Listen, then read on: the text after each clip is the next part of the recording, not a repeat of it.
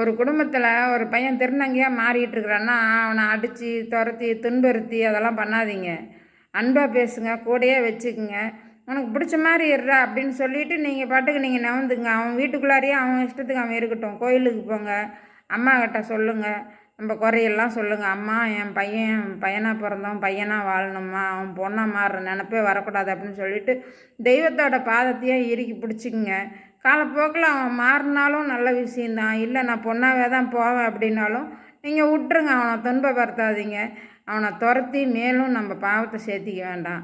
அது எங்கே போய் நிற்கும்? பெற்றவங்களே விட்டுட்டு துரத்தினா பிள்ளைங்க எங்கே போய் நிற்கும்? பிள்ளைங்க அங்கங்கே போய் கெட்ட கெட்ட வார்த்தையெல்லாம் வாங்கி சாப்பிட்மெல்லாம் வாங்கிச்சினாலும் அந்த பாவத்தையும் நாம் தான் சுமக்கணும். அதனால் திருநங்கையாக மாறுற பசங்களெல்லாம் முடிஞ்ச அளவுக்கு வீட்டுக்கு உள்ளாரையே வச்சுருங்க. வேலைக்கு கூட நீங்கள் அனுப்பணும். நீ வீட்டில் என்ன வேணுமோ அதை நீ பண்ணிக்கிடான்ட்டு வீட்டுக்குள்ளாரையே விட்டுருங்க.